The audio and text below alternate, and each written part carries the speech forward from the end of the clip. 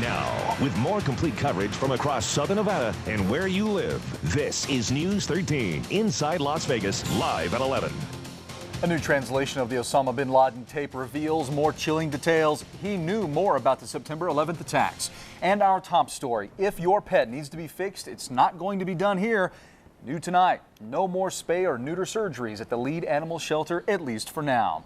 The clinic has been shut down just days after a possible reprimand by the State Veterinary Board. Good evening, I'm Sean Boyd. I'm Kathy Ray. A local animal rights group says there are some big problems at the lead animal shelter, and this reprimand is proof of that. News 13's Dave Malkoff has more complete coverage. Dave, now what's the shelter have to say about all of this? Well, actually, they don't want to comment tonight, but the group Media Partners for Pets says the State Veterinary Board is reprimanding the lead shelter for an incident that happened back on September 11th.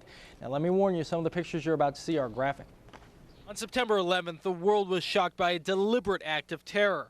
But on the same day, locally, the Tafoya family was shocked by the accidental death of their dog, Steeler. Renee Tafoya took Steeler into the lead shelter to get the dog fixed. But during surgery, something went wrong. Soon after, the Tafoya's phone rang. Some lady set up the anesthesia machine wrong. She crossed the wires, and the air that he was supposed to be breathing in wasn't the right air. The shelter says, though we make no excuses for this fatal error, Steeler's death occurred on a stressful day for all of us. That was September 11th. But the investigation into Steeler's death continued. Now, animal rights activist Ann Harrington says the State Vet Board up in Reno is reprimanding the shelter for using a busted anesthesia machine and also what happened after Steeler was dead. It looks like the bones did not belong to the dog, and there were also other foreign objects inside the remains, like razor blades, hypodermic needles, things like that. Harrington says by comparison to the black pen, these bones are way too small to have come from a 9-month-old Labrador Retriever. An unrelated recent City of Las Vegas investigation found a number of problems at the shelter, including overcrowding, extreme temperatures, and animals being put to sleep by mistake.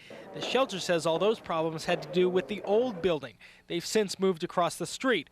But that is where News 13 has learned the Spay and Neuter clinic has been shut down and will be until at least next year. Now, earlier today, I called the lead shelter and asked if they are currently doing spays and neuters. They say no, we are not doing that service, but wouldn't say why. Shelter President Mary Hero didn't want to comment on the story either. Okay, Dave.